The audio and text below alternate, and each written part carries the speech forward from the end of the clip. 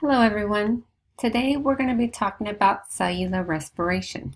Cellular respiration is a biological process in which organic compounds such as glucose are broken down to release energy from their stored chemical bonds. Let's go ahead and look at what is actually occurring here. So this is cellular respiration, the equation. This is the glucose molecule which we eat, we inhale oxygen, and that in turn, we already have ADP in our systems. That in turn basically releases CO2 as waste. That's why we breathe out carbon dioxide. And we also perspire a little bit, releasing water. And this is the main important thing of this, is we are actually creating energy for our cells, or ATP. So what actually makes ADP into ATP? Well, let's go ahead and take a look at it. First things first is we have the breaking of that glucose molecule at the beginning of cellular respiration. So glucose gets broken down, and remember, when we said we break apart a larger molecule to make smaller molecules, there's a release of energy. So this is an exergonic reaction. Okay, so we're releasing energy. Well, that energy doesn't just go anywhere. It's actually going to be used by an electron carrier. So let's say you're breaking apart glucose, and there's a release of energy, so there's an electron carrier that's going to come along and pick up those electrons that are actually released in the form of energy to transfer them to another molecule. So let's find out what these reactions look like and what happens within each one. These are what's known as redox reactions or oxidation reduction reactions. A good way to remember what's happening each is Leo the lion says grr. So lost electrons oxidized, gained electrons reduced. That's why good saying is Leo the lion says grr. Good way to memorize that. So let's take a look at one of them. One important electron carrier you would need to know for cellular respiration is NADH. NADH is the reduced form of this molecule. Remember, reduced means it's gained electrons. So it's been reduced. It's easily gained electrons. So here's a picture of NADH. Here's that hydrogen that was gained. Now, if it's NAD+, it's been oxidized. Remember, oxidized is LEO, loss of electrons. It's an oxidized. So as you can see, that hydrogen is gone. So those electrons have actually been lost. So here's a really good also showing of a redox reaction. So as we said, if it's gained electrons, it's known to be a reduced product. If it's lost electrons, it's actually oxidized. Okay. If it's the oxidized product, you're going to refer to the original reactant as the reducing agent. Now, on the other hand, if it's the reduced product, then you're going to say that the reactant of the problem has been oxidized. It's the oxidizing agent. Pretty simple. You just kind of have to remember it's opposite from when it started. Okay, so this is the oxidizing agent, and it has actually been reduced. So reduced means it's gained electrons. So since we're talking about cellular respiration, let's go ahead and put this one into play. Glucose is oxidized here. So glucose right here, oxidized means loss of electrons. Loss of electrons means it's oxidized. Now oxygen here, remember GR, gained electrons and is now considered to be reduced. This is the actual equation we're going to be talking about today over and over when we're talking about cellular respiration. So oxygen is very electronegative, one of the most potent of all oxidizing agents. Okay, keep that in mind so when we get to the end of cellular respiration, we can understand that electronegativity and what it's going to do for us. So here is ATP again.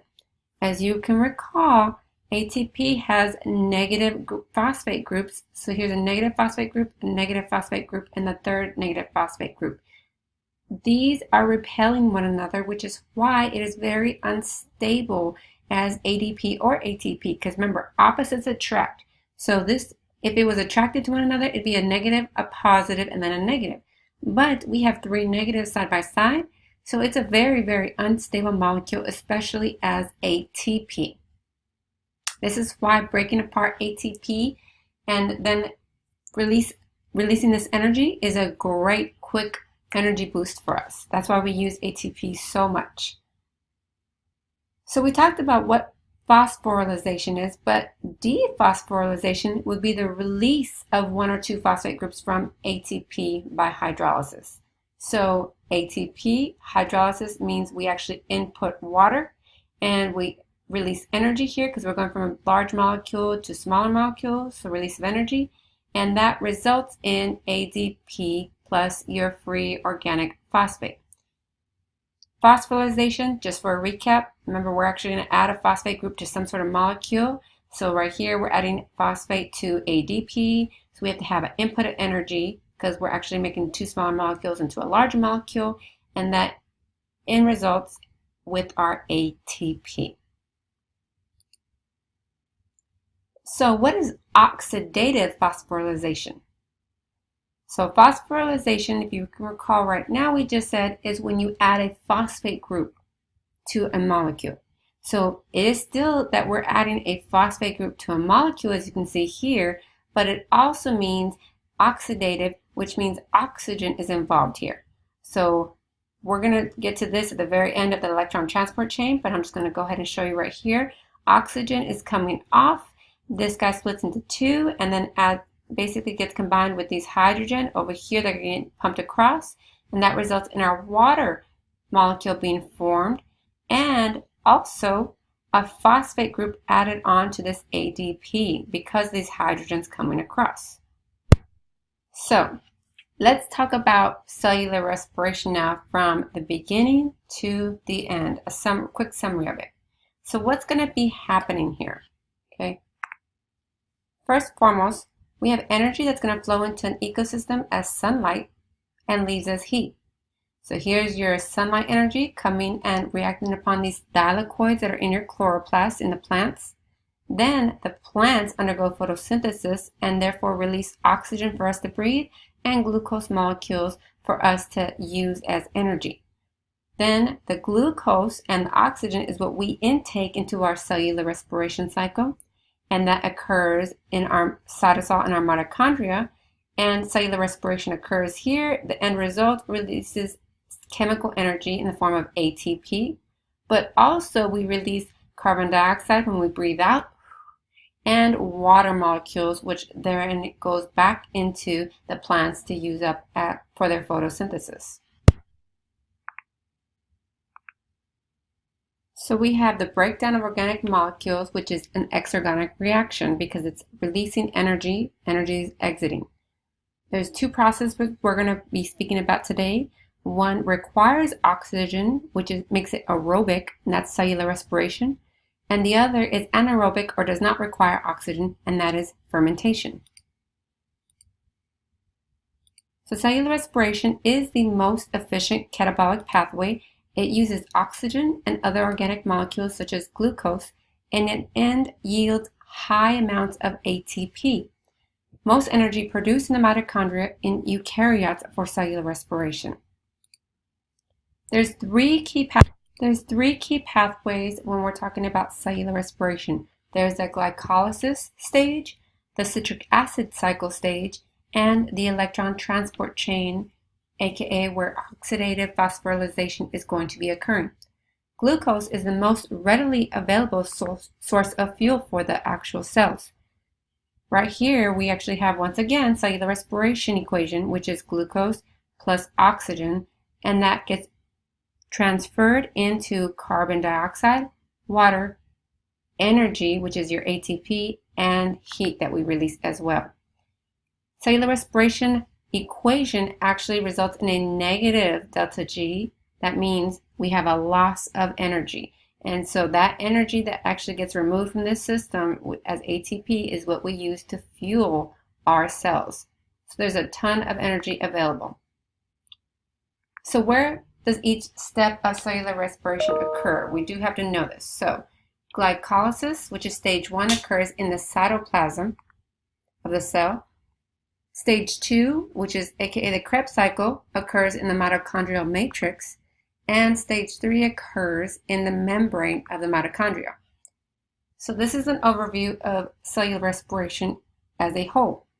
We have glucose to start off our reaction. And here's the stage 1, glycolysis. So glucose is going to get transferred into pyruvate and the first stage, and that results in basically a release of ATP.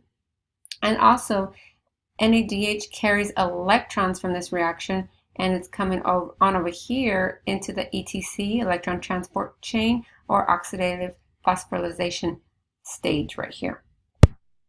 So the first stage of cellular respiration is glycolysis. This is going to be where glucose is actually broken down into pyruvate. It is a 6-carbon glucose molecule, gets broken down into 2 3-carbon pyruvate molecules. It's going to be producing 2 pyruvate molecules, 2 ATP, and 2 NADHs at the very end of glycolysis. Glycolysis does not require oxygen. It is the only one of the 3 stages that does not require oxygen. So glycolysis has 2 major phases. Okay, it has 10 steps in total, but the first 5 are what we consider the energy investment phase, and then the last 5 are what we consider the energy payoff phase. Reason being, we actually have to input ATP in the first 5 stages. We put in 2 ATP, but then at the end of the day, in the second half, in the energy payoff phase, we actually get 4 ATP back out. So let's go and take a look at it. Here is the first 5 steps of glycolysis. Energy investment phase. So that means we're putting in 1 ATP here and 1 ATP here. As you can see, we had 6-carbon glucose first. Then that actually gets broken down, boom, boom, into 1, 2, 3 carbon, 1, 2, 3 carbon. So it gets broken down into 2 3-carbon molecules, as you can see right there. So here's 1, 2, 3, 4, 5, 6 carbon glucose, and then that ends up in 1, 2, 3 pyruvate and pyruvate again. So we went from a 6-carbon glucose to 2 3-carbon molecules right here. That results in 2 NADHs and 4 ATP as well. So let's go ahead and take a look at what's going on. So now we're on the stages 6 through 10 of glycolysis. So we have those 2 molecules that got broken down from, remember, glucose.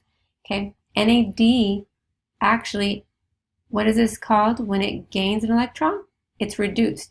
So NAD plus is reduced and becomes NADH, and then it has the extra hydrogen proton right here. And this, as you can see, happens 2 times because of each of those 3 carbon molecules that has to come through this cycle right here.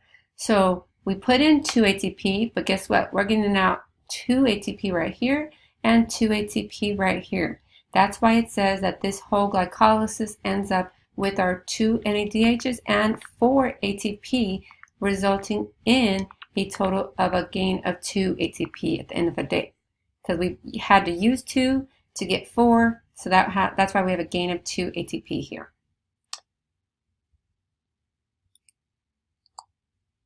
One thing to note about the glycolysis stage is right here in step 10 at the very, very end. You see this pyruvate kinase? It ends in ASE. That means it's an enzyme. This isn't a rate-limiting enzyme for glycolysis, meaning this reaction will not occur if not enough of this enzyme is available. That's what makes pyruvate kinase a rate-limiting enzyme for glycolysis. So this is a really nice drawn-out version of the steps we're going through as we talk about the different stages of cellular respiration. We just talked about stage 1, which is glycolysis. So as you can see, it sums it all up very nice and neat for you. You had glucose that got basically transformed into 2 pyruvate molecules. So we actually have 2 of these guys, and ATP and NADH that got released. So Now we're going to go from pyruvate and go over here. We're not going straight to the citric acid cycle first because something has to be modified on that pyruvate before it can continue on. So this is what we're about to look at right now, this pyruvate oxidation stage. Pyruvate needs to change before it can enter the citric acid cycle. So if oxygen is not available, then we're going to go into the anaerobic respiration, and that's not what we're going through right now. That would be fermentation and lactic acid formation. We're not talking about that right now, but that is an option. Because in this case, we actually have oxygen available for us. So that's why we're going to continue on with aerobic respiration, and that's why we're going on to this stage next. So in the mitochondrial matrix, and the matrix, remember, is this kind of blue area right here inside of the mitochondria. So in the mitochondrial matrix, carbon dioxide and NADH is released, and pyruvate gets modified into acetyl-coenzyme A. So let's kind of do a recap. Remember, in glycolysis, we had glucose go in, and we had 2 pyruvate acid molecules come out. Now that pyruvate has to get modified before it can go to the citric acid cycle. So that's what we're doing right here. We're modifying it. So these are the pyruvates. Okay, NAD plus is gaining an electron, which means it's being reduced. And then right here, and at the very end, we're left with an acetyl group, and that results in our acetyl-coenzyme A molecule that will be used in the citric acid cycle. So now we're on the second stage of cellular respiration, which is the citric acid cycle, aka known as the Krebs cycle. So this one occurs in the mitochondrial matrix as well. And this citric acid cycle was named due to the first intermediate that gets formed in the cycle. It was named after Mr. Hans Krebs, who was the first person to identify the steps in the pathway in the 1930s when he studied pigeon flight muscles. One thing to note about the citric acid cycle is it has to go around 2 times for one glucose molecule because of those 2 pyruvic acids, or now acetyl-coenzyme A's, that are coming in. Here is the entire citric acid cycle that we're looking at. So remember, we actually modified pyruvic acid, or the pyruvate molecules, into acetyl-coenzyme A. That's what it had to get modified to before it got to this cycle. So we have acetyl-CoA into this cycle, and you can kind of follow along with what's happening.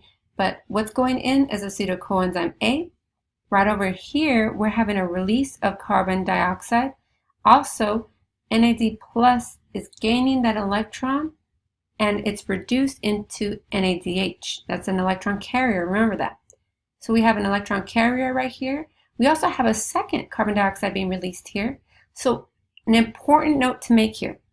Carbon dioxide from cellular respiration, so basically when we breathe out, that CO2, this is where it's actually getting released from, is this stage right here. This is the carbon dioxide that you and me breathe out. Okay. NADH, once again, gets released. Also, guess what? We have ATP getting made here. Then we have FAD also getting reduced. So it's gaining electrons, becoming FADH2, which is an electron carrier. And then another NADH is actually being created as well. So remember, that's one cycle, but this thing has to go around twice. So a summary of that cycle is it occurs in the mitochondrial matrix. After 2 cycles, it does create and produce 2 ATP, 8 NADHs, which is an electron carrier, 2 FADH2s, another electron carrier, because remember, they got electrons added to them, so that's why they're actually reduced, and they're actually carrying those electrons with them now. And we also got rid of carbon dioxide. That's a key point to make here. Citric acid cycle, or the Krebs cycle, is where we actually release our waste of carbon dioxide. So let's go ahead and look at the summary of it again. We already made glucose into pyruvate. Then we actually modified pyruvate into acetyl-CoA, which is the beginning point of the citric acid cycle. We underwent this cycle 2 times, and we ended up, like we said, with CO2 being released, ATP, NADH, and FADH2s. Now we're about to head on over here to the electron transport chain and chemiosmosis area. So, oxidative phosphorylation. What is going on here? What is happening? So NADH and FADH2, remember the electron carriers, they're transported over to the electron transport chain. The electron transfers are going on here. This is what's happening. They're actually transferring off. Like you can see right here is a good example. The NADH comes over and the electron's getting transferred off of the NADH, and it's becoming NAD+. What's happening, those electrons are getting transferred with that electron carrier and also with FADH2. Right here, electrons getting dropped off, it's leaving as FAD. Right here, so you see electron, you see an electron. At the exact same time, this is actually causing for hydrogen protons to be pumped across, and that creates this electrochemical gradient. So one thing key to note here is where this is actually occurring. If this is the cytoplasm of the cell, remember this is the mitochondria that we were in the matrix before. So we're in the actual mitochondrial matrix for the Krebs cycle. Now guess what? We're on the inner membrane of the mitochondria. This is where this oxidative phosphorylation is occurring. So right here, the matrix, right here, intermembrane space. So this is what's occurring. Those two electron carriers that we had from both other stages, from glycolysis and from the Krebs cycle, they actually came on over here to the oxidative phosphorylation area. So these electron carriers are carrying those electrons and dumping those electrons off. Okay, they are actually being, what is it called again when they're losing electrons? They're being oxidized. Okay, this one and this one right here, FADH2 and NADH, are being oxidized, which means they're losing electrons, dropping those electrons off here onto these membranes, onto these proteins in the membrane. What that's doing at the same time is it's actually pumping hydrogen protons across the inner membrane into the intermembrane space. Look at all these tons and tons of hydrogen protons getting pumped across into the intermembrane space. That results in the electrochemical gradient. All this is the electrochemical gradient that's getting built up because we have a high hydrogen ion concentration now going on in the intermembrane space. So what does that result in? As you can imagine, that's going to actually result in the electrons being moved along from higher energy levels, basically from this one, it's getting transferred to this one, and so forth and so forth. It's getting moved along, and this is what we call the electron transport chain. When it's doing this, there's a buildup and buildup and buildup of energy, which finally gets released as ATP. So we're going to see that occur in just a second. Let's go ahead and look at the end of that whole ETC that we just looked at. So at the end of the electron transport chain, this is what's happening. Remember, electron carrier coming, dumping off those electrons onto these proteins right here. Then those electrons are going through these energy levels, moved and moved across just like that. So they're passed on and on and on all the way through, and this whole thing right here is called the electron transport chain because it's literally transporting electrons. So then the end result is right over here, and what's happening right here. So the final acceptor right here of the electron transport chain is cytochrome A3. This last one passes those electrons on to this oxygen molecule right here. Oxygen splits into two, so now instead of O2, we actually have two separate oxygens, and guess what? All those hydrogens that were over here are about to combine with this oxygens right here and create water molecules. And this is that result or one of those end products of the entire cellular respiration cycle. And this is where water is coming from. So as I just said, remember the hydrogens are going to be coming down through the intermembrane space to form with that oxygen to form water. This is where it's happening. Right here is ATP synthase. This is the enzyme out of this whole chemiosmosis area or oxidative phosphorylation stage that actually is creating ATP. And it all has to do with this ATP synthase right here. So what's going on right here? Remember, we have that buildup of a whole bunch of hydrogen protons right over here in the intermembrane space. That's a very, very high concentration, and so they want to go from a high to a low area of concentration. So what do? They're going to actually get pumped across this ATP synthase. When that happens, and when that hydrogen is getting pumped across, at the same time, ADP is becoming phosphorylated with this extra phosphate right here, and that results in the making of ATP energy. Because of this hydrogen getting pushed across is allowing, once again, this reaction or ADP to be phosphorylated, because remember, you have to have an input energy here to make a bigger molecule. So this energy is actually at the same time fueling this reaction to occur. This is where a majority of ATP is created. Also, this is where the hydrogen is coming from to go back and react with that oxygen that's there, like we just saw at the end of the electron transport chain, and this is where the hydrogens come from to form water as a product of the electron transport chain. Right here, we actually have, and we're looking at the electron transport chain once again. We're just going to be able to see those electron carriers a little bit better in this picture. So here's one of the proteins, one of the complexes that moves those hydrogens across, moves them across, moves them across. At the same time, these electron carriers dropped off their electrons, bloop, dropped off their electron, bloop, and the electrons are going and going and going to higher energy levels. Then finally, last but not least, we actually have oxygen that's just kind of sitting around waiting right here. Well, oxygen needs hydrogen to make water. So right here, we have all this buildup of hydrogen.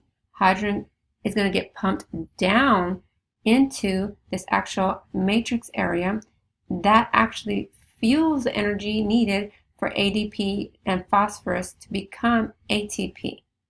This is where actually ATP, once again, is created. Chemiosmosis, I know you see this right here down below. That is the movement of ions across a semi-permeable membrane down their electrochemical gradient. So like we just described, those hydrogen getting moved across this semi-permeable membrane down its gradient. So we're going from a high hydrogen proton concentration to a low, and that's what's actually fueling this to come across. That's what chemiosmosis is. This is what's actually driving ATP synthesis, or the making of ATP. So the summary of it all is, from the very beginning, glycolysis is stage 1. We actually make pyruvate, 2 pyruvate molecules from glucose.